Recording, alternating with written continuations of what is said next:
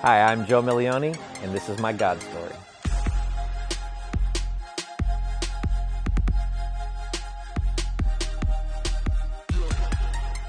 My story with cancer began in January of 2020, and I,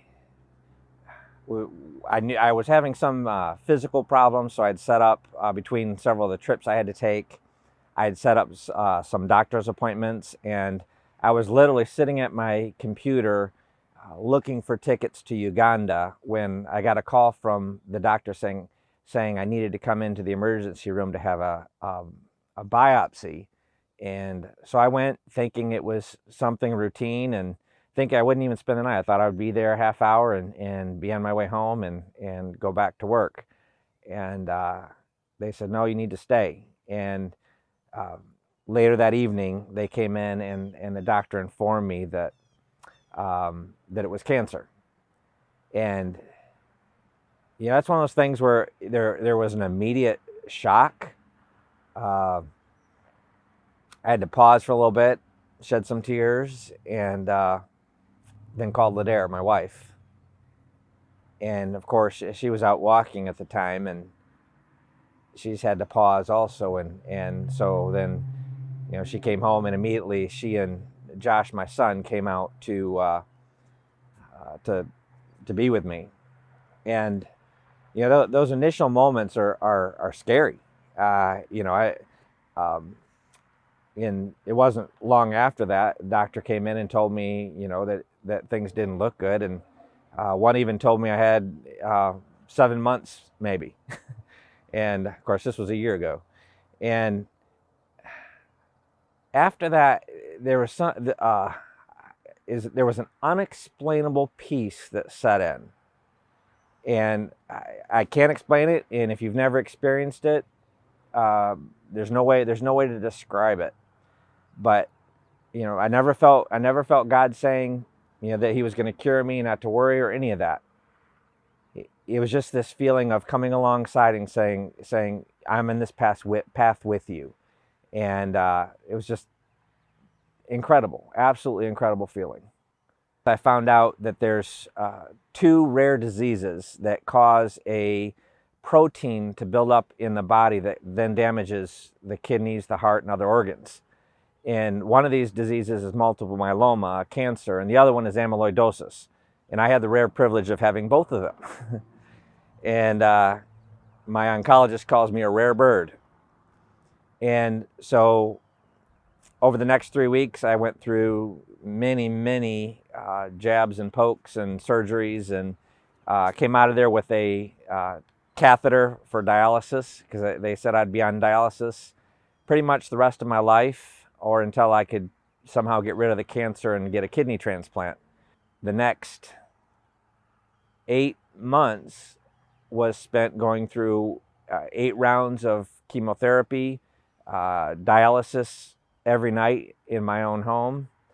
And I remember in June asking my kidney doctor if there was ever even the remotest possibility of coming off dialysis. He told me that the test showed there's no way. It's just not going to happen. So my only hope was to eventually get a kidney transplant.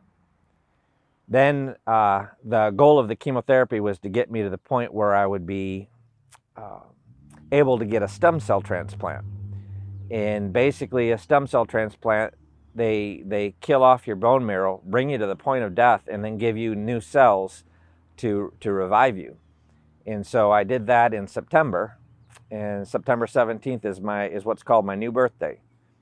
And so normally you spend anywhere from 15 to 30 days in the hospital when you get a stem cell transplant, and it's very, very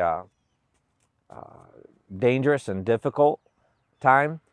Your immunities are down, you can get infections, there's numerous things that could go wrong.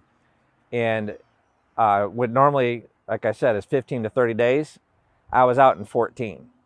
And then after that, you normally spend 2 weeks near the hospital to really prevent, make sure your marrow is coming back and that you don't have to worry about things. And I was able to leave the hospital area in 7 days. And so, God was really with me in that time, but so were so are the prayers of a lot of saints. I can think of three things that God really taught me through this whole process. The first one is Christ is sufficient. And, all the time we talk about how, Christ is our number one, but often we have a number two that we need in order to feel happy or to feel joy or to feel whatever. And that number two is often an idol. It could be, I need Jesus plus money. I need Jesus plus whatever, family, Jesus plus entertainment. But for me, it was, I probably was at that, I need Jesus plus good health. And so when that was taken away, I realized I don't need anything else. For me to live is Christ, and that's all I need.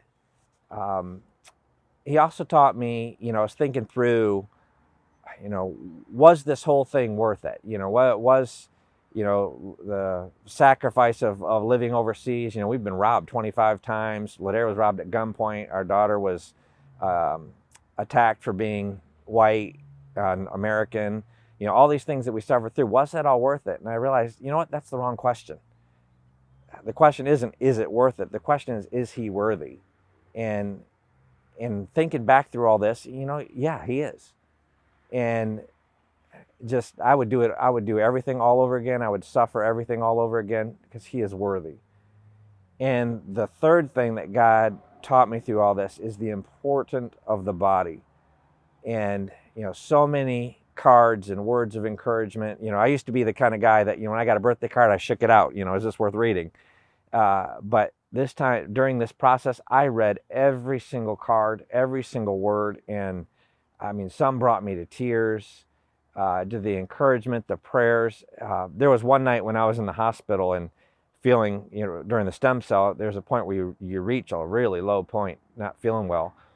And it was about 3 a.m. I just woke up just, really, really sick and started praying. And I felt like God allowed me to feel the prayers of the saints that have been praying for me in this incredibly uplifting thing.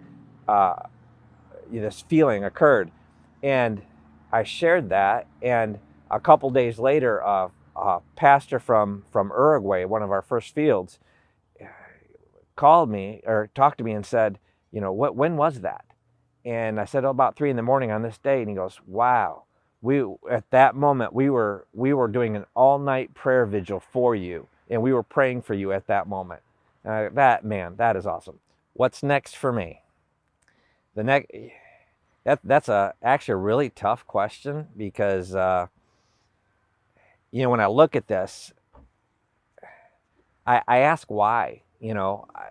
I was ready to go. I was, I really understand better what that verse about to live as Christ and to die as gain is all about. And, if Jesus wanted to call me home, I was ready, and so when I come through this and now it looks like I'm going to be around a while, I asked that question, okay, for me to live as Christ, then what does that mean?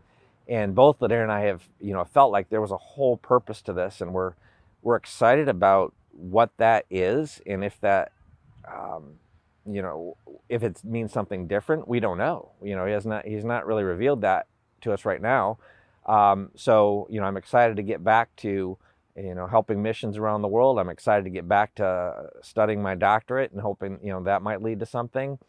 Both of us feel that writing, getting into writing is in my future. But to be honest, I really don't know right now, but I'm excited to see what God has for me.